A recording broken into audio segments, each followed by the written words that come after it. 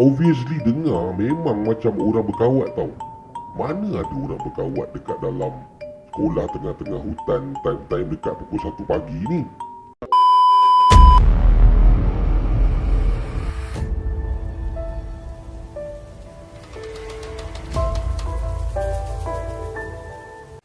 Assalamualaikum warahmatullahi wabarakatuh kepada semua pendengar Meremang Studio. Jadi macam biasa, hari ni aku ada beberapa kisah yang akan aku ceritakan kat korang. Tapi sebelum kita mulakan, jom kita layan Meremang Studio punya intro. Let's go.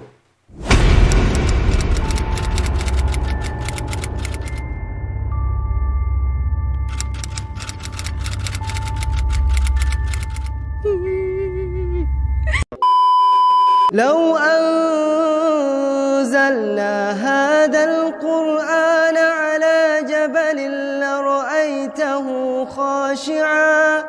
لرأيته خاشعا متصدعا من خشية الله وتلك الأمثال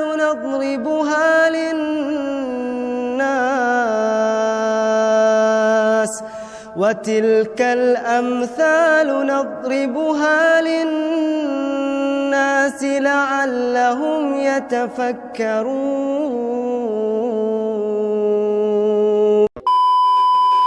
Okey geng, sebelum aku mulakan cerita aku yang pertama, aku nak ucap terima kasih kepada korang yang dah subscribe aku punya channel, dan yang dah komen, dan yang dah like aku punya channel. Terima kasih banyak-banyak. Walaupun support korang tu bagi korang tak seberapa, tapi bagi aku sangat-sangat besar. Jadi untuk korang yang masih lagi belum subscribe aku punya channel, korang boleh layan aku punya video daripada video pertama sampai sekarang. Dan kalau korang rasa cerita aku bagus dan aku ada potensi, korang boleh subscribe aku dan jangan lupa tekan butang loceng. Okay, let's go. Kita mulakan dengan cerita yang pertama. Benda ni jadi apabila sepupu aku dia dah mula bersekolah di sekolah asrama penuh Petasin Negeri Sembilan.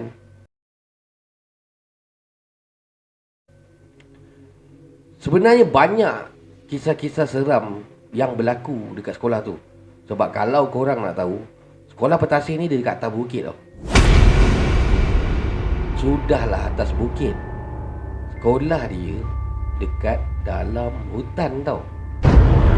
Disebabkan tu jugalah aku dapat tahu dan aku tak hantar aku punya borang. Okey, ada satu masa ni aku datang ke rumah sepupu aku. Waktu tu sekolah dan dia pun bercuti waktu tu, dia balik rumah. Okey, dan waktu ni lah dia cerita dekat aku apa yang dah berlaku selama beberapa bulan dia dah sekolah dekat. Diorang memang cuak geng. Yelah kan, budak-budak umur baru 12 tahun, 13 tahun kena benda ni dekat dalam asrama, yang mana waktu tu pukul 12 lebih malam geng. Nak pula, diorang ni adalah pengalaman pertama yang mana diorang tak pernah lagi duduk dom sebelum ni. Jadi disebabkan suasana yang sangat gelap dengan keadaan sekolah asrama tu yang memang diorang tahu dalam hutan atas bukit, itu akan menambahkan lagi diorang punya perasaan takut. Jadi Mirul dengan Azhar ni sebenarnya diorang dah menggigil tau. Diorang menggigil ketakutan sebab bunyi telapak kaki yang sedang berkawat tu semakin lama semakin kuat geng. Jadi Mirul dengan Azhar ni cuba untuk baca beberapa ayat Al-Quran. Diorang cuba untuk baca doa Al-Fatihah, surah An-Nas, yang mana itu je yang diorang tahu waktu tu geng. Tapi yang diorang pelik, walaupun diorang dah baca beberapa kali, bunyi itu tetap kedengaran geng. Jadi Mirul dengan Azhar ni betul-betul takut. So, korang tahu tak apa diorang buat? Mirul ambil keputusan untuk turun daripada katil dia sendiri untuk menjenguk dekat bawah apa yang sebenarnya berlaku dekat bawah tu, geng. Jadi Azhar kata, jangan. Azhar memberi isyarat berbisik, seolah-olah cakap, jangan. Jangan. Azhar bagi nasihat pada Mirul, cakap jangan. Tapi Mirul ni, dia seolah-olah membuat-buat. Walaupun perasaan dia takut, geng, dia tetap nak tahu apa yang ada dekat bawah tu. Jadi Mirul perlahan-lahan menaikkan kepala dia daripada keadaan dia menyangkung. Slow, perlahan demi perlahan, dia cuba menjenguk, geng, apa yang ada dekat bawah tu. Korang tahu tak apa sebenarnya yang Mirul ni nampak? Mirul ni cerita dekat aku pukul 12 lebih malam, dekat pukul 1 pagi, dekat tengah-tengah hutan atas bukit.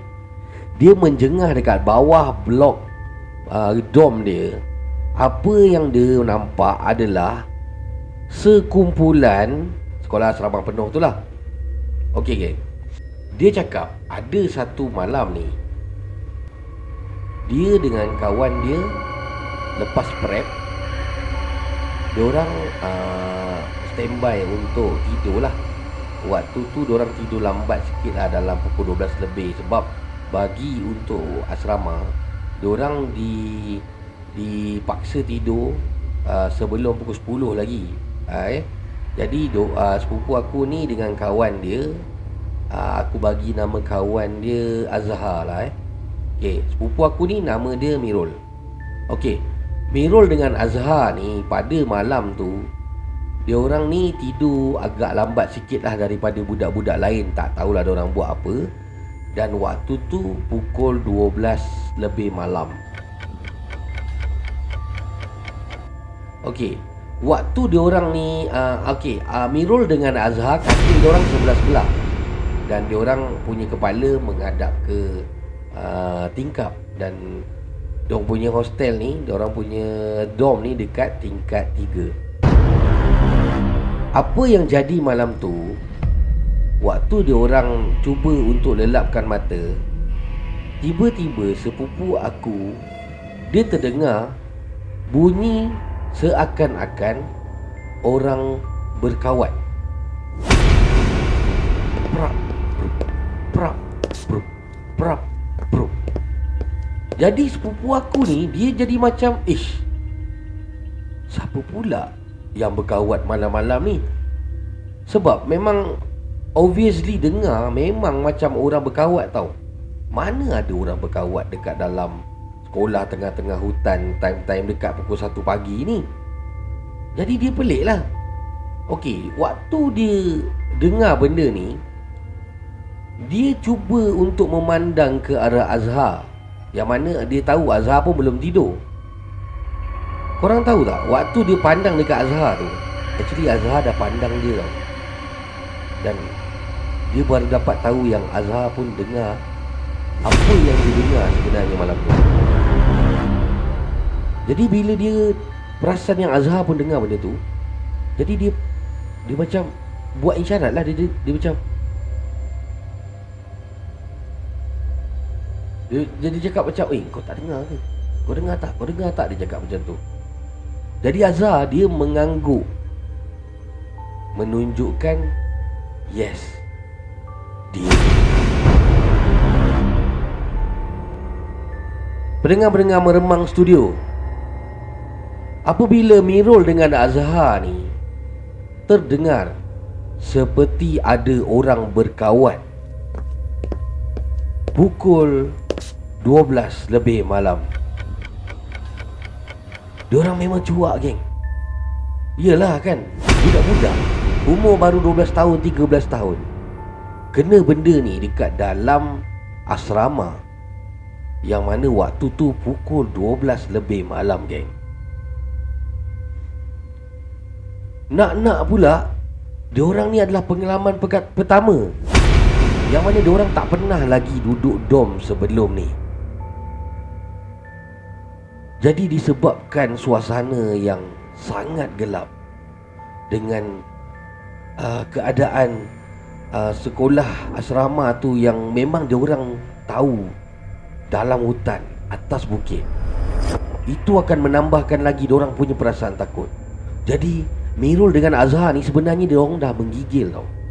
Diorang menggigil ketakutan sebab bunyi telapak kaki yang sedang berkawat tu semakin lama semakin kuat.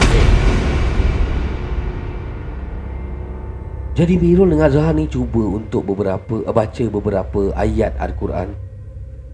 Diorang cuba untuk baca doa Al-Fatihah, surah An-Nas, yang mana itu je yang diorang tahu waktu tu, geng. Tapi yang diorang pelik, walaupun diorang dah baca beberapa kali, bunyi itu tetap kedengaran, geng. Jadi Mirul dengan Azhar ni betul-betul takut. So, korang tahu tak apa diorang buat? Mirul ambil keputusan untuk turun daripada katil dia sendiri untuk menjenguk dekat bawah apa yang sebenarnya berlaku dekat bawah tu, geng. Jadi Azhar kata, Jangan. Azhar memberi isyarat berbisik, seolah-olah cakap, Jangan. Azhar bagi nasihat pada Mirul, cakap jangan. Tapi Mirul ni, dia seolah-olah membuat-buat. Walaupun perasaan dia takut, geng, dia tetap nak tahu apa yang ada dekat bawah tu. Jadi Mirul perlahan-lahan menaikkan kepala dia daripada keadaan dia menyangkung. Slow, perlahan demi perlahan, dia cuba menjenguk, geng, apa yang ada dekat bawah tu. Korang tahu tak apa sebenarnya yang Mirul ni nampak? Mirul ni cerita dekat aku pukul 12 lebih malam, dekat pukul 1 pagi, dekat tengah-tengah hutan atas bukit. Dia menjengah dekat bawah blok dom dia. Apa yang dia nampak adalah sekumpulan askar Jepun yang sedang berkawat. Yang membuatkan Mirul ni lagi seram, askar Jepun yang sedang berkawat tu, dia memegang senapang di tangan kiri, dan di tangan kanan dorang semua memegang kepala, geng. Mirul pun, ya Allah, apa ni? Apa benda ni? Dia cakap macam tu, geng. Jadi Azhar pun dekat sebelah dia tanya, Kenapa? Dia cakap macam tu. Jadi Mirul tu dalam keadaan dia terkejut. Dia seolah-olah terkaku, tak boleh nak cakap apa-apa. Jadi Azhar ni pelik. Azhar ni cuba mendekati Mirul yang sedang berada bersandar pada dinding tingkap dom dia orang. Azhar ni pun disebabkan rasa nak tahu apa yang Mirul ni nampak, dia pun buat benda yang sama dengan Mirul buat, geng. Azhar cuba untuk menjenguk ke bawah tingkap, cuba untuk melihat apa yang Mirul ni nampak tadi. Dan apabila Azhar naikkan kepala dia, memandang ke arah bawah dom mereka, Azhar pun nampak ada sekumpulan askar Jepun sedang berkawat sambil pegang kepala masing-masing.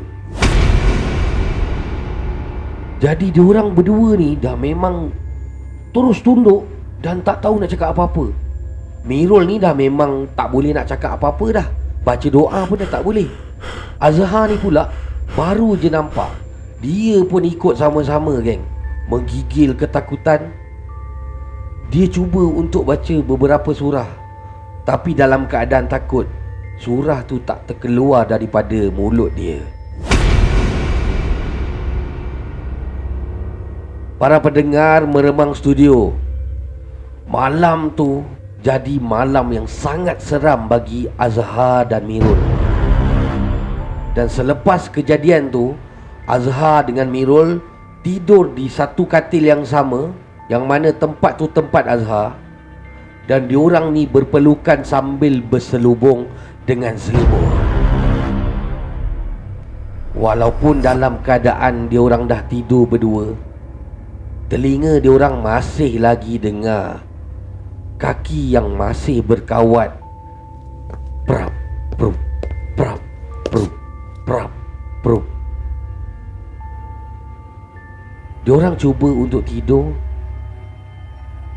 disebabkan ketakutan. Mirul seolah-olah menangis ketakutan.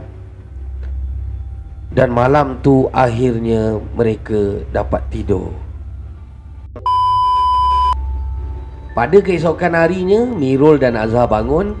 Dan benda ni, cerita ni disebarkan kepada kawan-kawan ni, orang yang ada duduk dalam satu dom. Dan lama kelamaan cerita ni semua dom tahu apa yang berlaku malam tu. Actually bila dia dah cerita benda ni, rupanya ada antara kawan-kawan dia orang dah dengar dah benda ni, cuma tak pergi jenguk je. Aku pun tak tahu kenapa Mirul dengan Azhar ni berani sangat pergi jenguk, nak tengok apa yang ada dekat bawah tu. Dan akhirnya diorang dapat tahu apa sebenarnya yang berlaku dekat kawasan sekolah diorang pada malam sebelum-sebelum ni. Jadi cerita ni diceritakan dekat aku selepas dia bercuti sekolah, cuti sekolah yang panjang. Dia balik ke Seremban dan aku datang ke rumah dia. Dan ada satu malam tu Mirul ni cerita dekat aku kisah yang berlaku pada dia dengan kawan-kawan dia. Jadi waktu tu aku ni rasa alhamdulillah selamat aku tak hantar borang tu. Kalau aku hantar geng dengan aku kena sekali. Memang tak lah. Okey, tu adalah kisah yang pertama yang aku boleh sharekan kat korang. Korang rasalah sendiri apa yang seram sangat bila sekolah berasrama penuh di dalam hutan.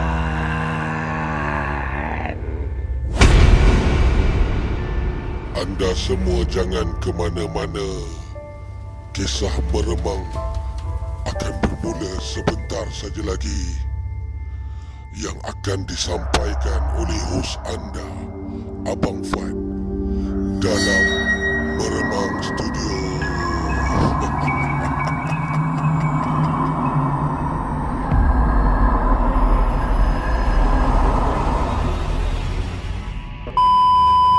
Okey geng, so jom kita start cerita yang nombor 2. Okey, cerita yang nombor 2 ni diceritakan kepada aku jugalah, yang mana sepupu aku juga yang cerita benda ni terjadi dekat tempat yang sama dengan cerita yang pertama tadi. Okey, jom kita mulakan cerita yang nombor 2. Let's go. Okey, selepas kejadian malam yang diorang dengar, Mirul dengan Azhar ni dengar bunyi orang berkawat tu, diorang memang agak seram lah. Dan diorang berhati-hati. Dan diorang jarang nak tidur lambat lepas tu lah. Bagus juga sebenarnya bila kena kacau macam tu kan, budak-budak kan. Jadi bila dah kena baru beringat. Okey, cerita yang nombor 2 ni terjadi selepas 2-3 bulan diorang bercuti panjang dan diorang balik ke sekolah dan belajar macam biasa. Okey, dekat asrama ni sama macam tempat belajar. Diorang malam ada prep untuk ulang kaji pelajaran untuk peperiksaan yang akan datang. Okey, ada satu malam ni Mirul ni dia nak pergi prep. Okey, cuma malam tu tak ramai yang pergi prep lah. Jadi dia cuba ajak kawan dia tadi yang Azhar tu. Azhar ni dah tidur. Jadi dia cuba ajak kawan-kawan lain. Kawan-kawan lain pun tak nak ulang kaji malam tu, sebab ada yang kata penat, ada yang kata tak larat, ada yang kata tak ada mood. Jadi Mirul ni ambil keputusan untuk pergi ke ruang belajar, which is perpustakaan dekat tingkat 3, tapi blok sebelah lah dengan blok dia. Aku bagi tu blok B lah, dia blok A. Jadi dia cuba untuk pergi ke ruang belajar di tingkat 3 blok B. Malam tu lebih kurang dalam pukul 10.30 malam, dekat pukul 11 malam Jadi dia harapkan yang dia pergi sana akan ada orang lain, yang budak-budak kelas lain, budak-budak dom lain yang prep juga dengan dia. Jadi ceritanya bermula di sini. Malam tu Mirul dia kejut Azhar. Azhar, jom lah teman aku prep, aku nak belajar sikit lah, ada benda yang aku nak kena baca lah. Azhar cakap, kau pergilah. Aku tak sihat lah. Aku macam tak boleh nak fokus lagi belajar. Dia cakap macam, Azhar cakap macam tu lah dekat dia. Jadi Mirul ni kata, takkan aku nak pergi seorang. Alah, kau ajak lah budak-budak lain. Azhar cakap macam tu. Jadi Mirul pun okey lah, dia faham lah yang Azhar tak nak ikut, dan dia cuba ajak budak-budak lain. Dan budak-budak lain pun bagi macam-macam alasan, macam yang aku cerita tadi. Jadi Mirul macam biasa dia ambil keputusan untuk pergi seorang-seorang, dan dia mengharapkan dekat perpustakaan blok sebelah, blok B itu ada orang lain yang prep macam dia. Jadi dia pun berjalan, turun tangga pergi blok sebelah, dan dia naik tangga. Apabila dia sampai di tingkat 3 blok B, dia dah sampai dekat pintu perpustakaan. Apa yang dia perasan, dekat dalam perpustakaan tu memang tak ada orang lain, geng. Tapi apa yang membuatkan Mirul ni pelik, memang betul dia tak nampak siapa-siapa, melainkan dia nampak Azhar yang tengah belajar seorang-seorang dekat dalam tu, geng. Jadi Mirul ni pelik. Tadi aku ajak kau tak nak ikut, banyak pula alasan kau. Masa bila pula kau datang sini? Ke masa aku pergi toilet ni kejap tadi, kau tiba-tiba datang seorang-seorang kat sini, teman aku? Jadi Mirul ni pun husnuzon lah. Dia husnuzon, dia ingat waktu dia pergi toilet sekejap, diingatkan Azhar ni kesian dekat dia.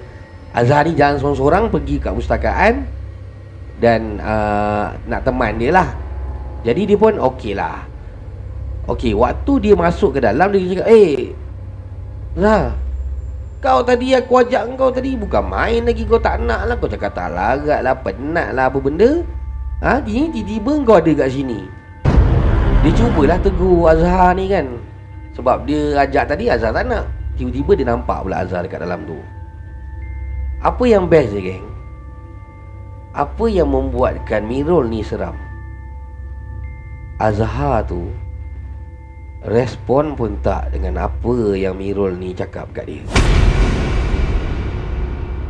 Jadi Mirul ni dia husnuzon lagi.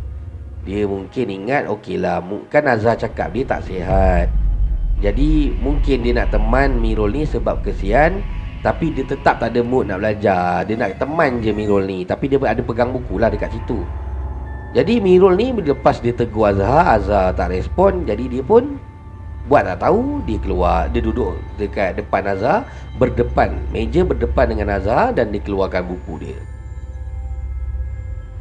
Para pendengar Meremang Studio, apa yang jadi malam tu, apabila Mirul dengan Azhar ni tengah sama-sama belajar dekat dalam kawasan, dekat dalam bilik perpustakaan di blok B tingkat 3, jam waktu tu menunjukkan dekat pukul 11 malam.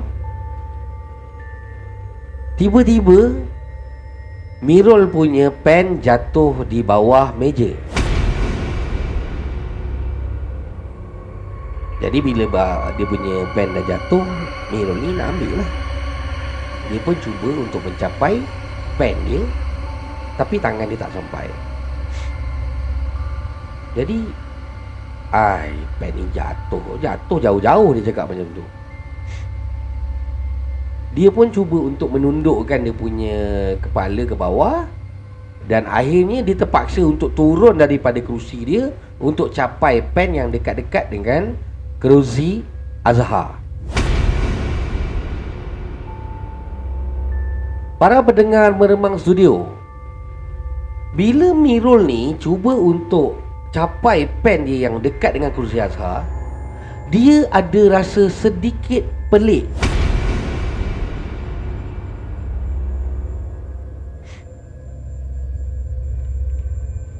Dia cakap, Mirul ni letak kaki atas meja ke dia cakap macam tu? Sebab apa tahu? Mirul ni cakap waktu dia cuba capai pen yang berada berdekatan dengan kerusi Azhar ni, dia tak nampak kaki Azhar tu. Jadi dia cakap, masa bila dia naik kaki? Mirul cakap macam tu. Jadi dia pun daripada bawah tu dia tegur lah, oi kau, selama kau je letak kaki atas meja.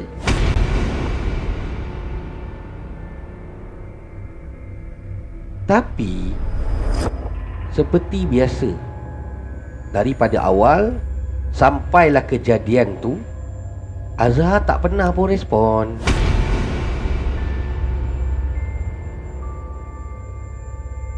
Jadi Mirul ni sebenarnya dia daripada awal lagi dia dah rasa seram, dia dah rasa pelik, dia dah rasa macam malam ni ada je yang tak kena.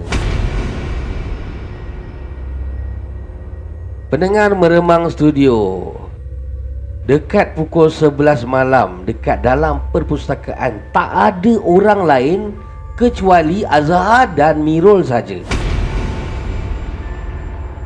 Tiba-tiba keadaan bertukar menjadi seram sejuk dan Mirul tiba-tiba terdengar bunyi tangisan sayup je.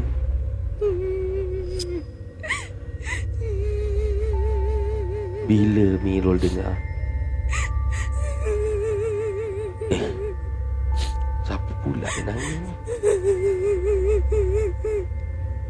Jadi Mirul ni pun tegur, Azhar, siapa yang nangis tu? Suara perempuan kot. Sekali lagi Azhar tak respon dengan apa yang Mirul tanya. Korang tahu tak apa jadi, geng? Bila benda tu dah jadi berlarutan, Mirul cuba untuk cepat-cepat bangun daripada bawah meja dan untuk berdiri, untuk tengok mana Azhar. Sebenarnya mana ada orang geng dalam tu. Mirul baru perasan yang daripada tadi dia seorang-seorang je yang ada dekat dalam pustakaan tu. Sudah Mirul, dengan risaunya, dengan nak menangisnya. Yelah, rumor baru darjah 6 form 1, memang of course lah dia takut macam nak menangis. Korang tahu apa dia buat? Dia tinggalkan dia punya beg, dia tinggalkan barang-barang, dia lari daripada perpustakaan dan turun ke bawah blok menuju ke blok dom dia sendiri. Para pendengar Meremang Studio, benda ni mungkin bagi kita kurang seram, tapi bagi orang yang sedang melalui memang seram.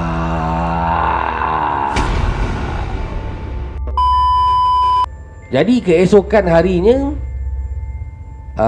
Azhar tiba-tiba dia nampak Mirul tidur dalam keadaan berselubung. Dan bila dia cuba untuk kejut Mirul, dia rasa badan Mirul ni menggigil. Dan seperti biasalah geng, bila budak-budak nampak hantu, Mirul disahkan demam panas.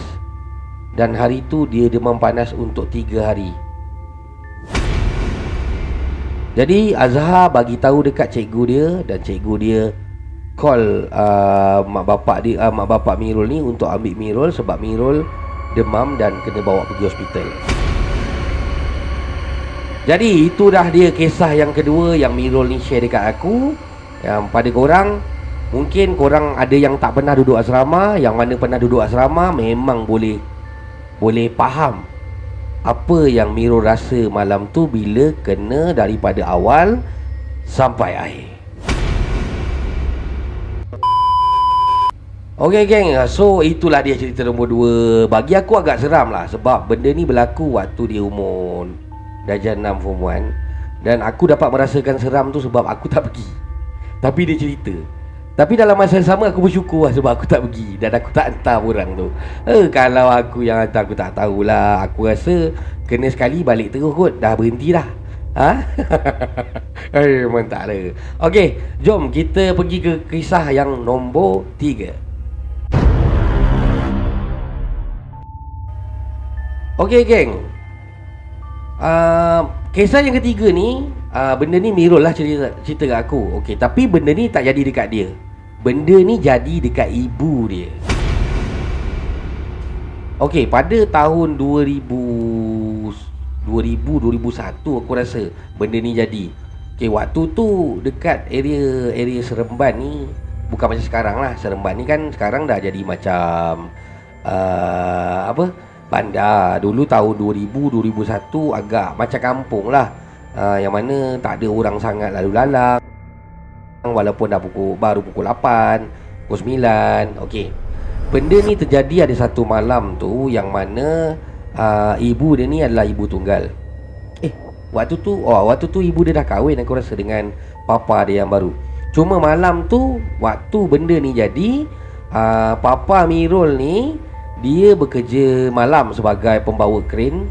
Dan waktu tu memang papa dia tak dekat rumah lah. Dan Mirul ni waktu tu ni dekat sekolah asrama. Jadi ibu dia duduk sorang-sorang dekat rumah. Kakak dia waktu tu tengah belajar. Okey, benda ni ibu dia cerita dekat Mirul lah apa yang terjadi malam tu, masa ibu dia duduk sorang-sorang dekat rumah.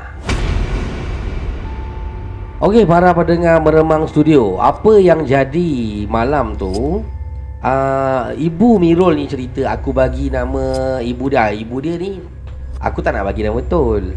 Aku bagi nama bukan nama sebenar Aku bagi nama Makcik Siti Makcik Siti Okey, Makcik Siti. Okey, Makcik Siti ni dia cerita dekat Mirul. Dia cerita kat Mirul apa yang terjadi malam tu. Waktu tu memang Makcik Siti ni baru balik kerja lah, yang mana Makcik Siti ni bekerja sebagai housekeeping dekat hotel dekat kawasan Terminal 1 Seremban. Okey, malam tu dia balik agak lambat lah, dalam pukul 12 lebih. Sebab shift dia 12 tengah hari, 12 malam. Jadi dia sampai rumah dalam pukul 12 lebih sikit, dekat pukul 1 pagi. Jadi apa yang terjadi bila dia masuk dekat kawasan rumah dia, dia parking motor dan dia buka grill apa semua, dia masuk dalam rumah. Dan sebelum masuk rumah dia bagi salam macam biasa, dan dia masuk, dia pergi naik atas bilik dia mandi apa semua, dan dia turun balik untuk buat air dekat dapur.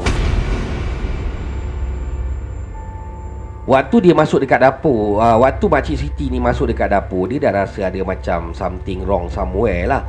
Sebab dia ada rasa macam meremang sikit. Jadi dia pun buat tak tahu. Sebab kalau korang nak tahu, Makcik Siti ni dia memang berani pelik, kau tahu tak?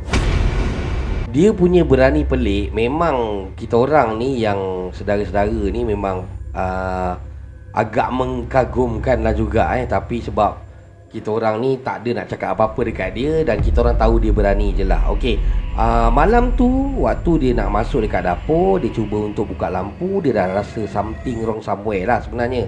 Okey, kejap. Sorry. Okey, dia dah rasa something wrong somewhere dah. Dia ada rasa meremang. Cuma dia ni punya berani, dia meremang ni biasalah bagi dia, sangat biasa. Jadi dia masuk ke dapur untuk buat air. Dia punya rutin lah, sebelum dia tidur dia akan buat air Milo, dia akan buat air TO macam tu lah. Jadi malam tu dia buat air Milo panas untuk dia minum, dan lepas tu dia nak masuk tidur. Okey, apa yang terjadi malam tu, waktu dia ambil Milo bersama, dia pergi dekat sinki, dia basuh-basuh tangan, dia ambil cawan, dan dia tengah tuang Milo, dia terdengar ada bunyi ketukan tau dekat tingkap dia. Tingkap dia actually tingkap neko kampung tu, macam tingkap aku ni. Tiba-tiba dia dengar ada bunyi ketukan yang datang daripada tingkap neko tersebut.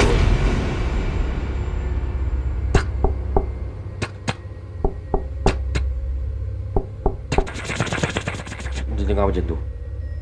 Para pendengar Meremang Studio, Mak Siti ni dia Dia takut sebenarnya, tapi dia memberanikan diri dia sebab yalah waktu tu tak ada siapa nak tolong dia. Anak dia tak ada, dua-dua tak ada, suami dia pun tak ada bekerja. Jadi dia kena beranikan diri dia. Korang tahu tak apa dia cakap? Dia kawan ni 9. Siapa tu dia cakap? Dia boleh tanya siapa tu geng dekat benda yang bunyi tu.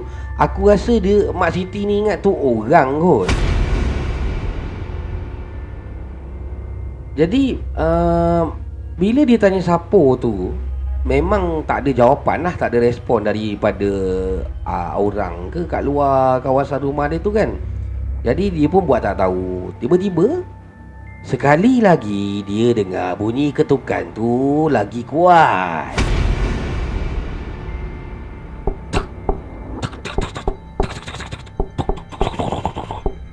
Bunyi dia obvious kan. Para pendengar Meremang Studio, korang tahu tak apa Mak Siti ni buat? Makcik Siti ni, dia pergi menuju ke arah tingkap neko yang berada dekat singki dia. Apa yang dia buat waktu dekat pukul 1 pagi, dekat kawasan belakang rumah dia, dekat dapur, dekat tingkap neko tu, dia cuba buka dan nak tengok lah apa sebenarnya yang ada dekat luar tu. Jadi Makcik Siti ni buka. Tak. Buka. Rupa-rupanya dekat depan muka dia tu ada satu sebujur tubuh warna putih, muka dia hitam, tengah tenung betul-betul dekat depan muka Makcik Siti ni. Jadi Makcik Siti ni, Mak Simirul ni, dia terkejut lah juga. Dia terkejut. Dia Astaghfirullahalazim. Kau buat apa ni? Boleh dia tanya macam tu?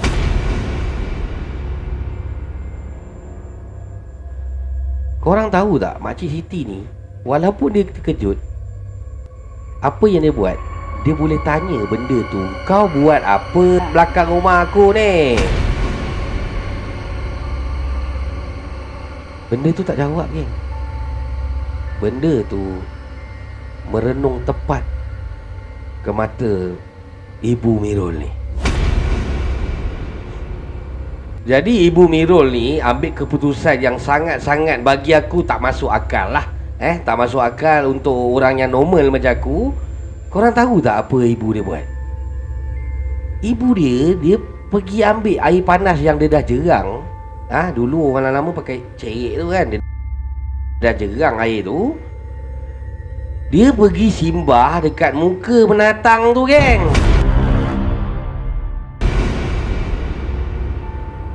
Sudah aku cakap, waktu Mirul cerita dekat aku benda ni, aku cakap, kau biar betul Mirul.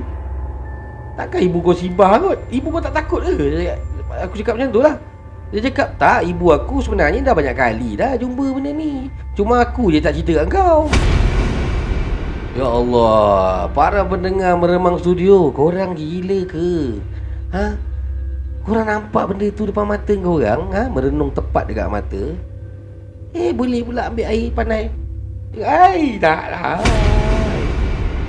Kalau aku ke, korang ke, aku rasa baru tenung dah gedebak pensan kot.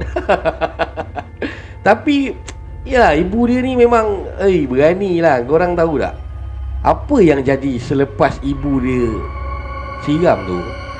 Benda tu tiba-tiba gaib daripada pandangan ibu dia. Tak tahu lagi mana. Itulah. Ibu dia cakap apa? Itulah kacau orang lagi. Siapa suruh? Ibu dia cakap macam tu. Aku masa dengar cerita ni, aku gelak-gelak jugalah. Seram tu seram lah, gila. Kau nampak gula-gula depan mata, muka hitam tengah tenung kau. Gila kau. Kalau aku mau pensan tu. Jadi itulah cerita yang Mirul ni share dekat aku, yang mana tiga-tiga cerita ni bagi aku ada yang seram, ada yang pelik, ada yang lawa. Bagi aku sangat-sangat fun, sangat-sangat menghiburkan. Dan sebelum aku habiskan sesi ni, aku nak bagi tahu korang, thank you so much yang mana sudi tengok video aku sampai habis, subscribe aku punya channel, tekan butang loceng, like dengan komen. Thank you so much geng. Okay, korang memang support kau-kau punya aku. Aku memang tak sangka dah dapat korang yang sangat-sangat supporting, yang bagi aku feedback. Thank you so much. Sebelum aku habiskan ni, aku memang perlukan korang punya feedback lah, yang mana aku ni baru berjinak-jinak dalam bidang storyteller ni, yang mana kalau ada kekurangan korang boleh tegur. InsyaAllah mana yang baik aku ambil dan aku akan tambah baik balik apa yang aku perlu baikkan. Okay, jadi aku ada beberapa cerita lagi yang aku nak share dekat korang, dan korang tunggulah next video yang akan datang. Pada yang belum subscribe, aku minta sangat korang untuk subscribe aku, sebab subscribe ni kan free. Mana ada bayar? Tak ada bayar, free je. Tapi sebelum korang subscribe, korang kena tengok lo video aku. Barulah subscribe tu dia kekal lama sikit. Okay geng, so itu saja malam ni. Apa-apa aku salah silap perkataan, aku minta maaf. Jadi thank you so much kepada korang semua yang dah support. Assalamualaikum, bye bye. Meremang Studio, bye bye. Terima kasih kepada anda semua yang setia bersama Meremang Studio hingga ke akhir rancangan. Semoga kita semua akan berjumpa lagi di video yang akan datang. Assalamualaikum dan selamat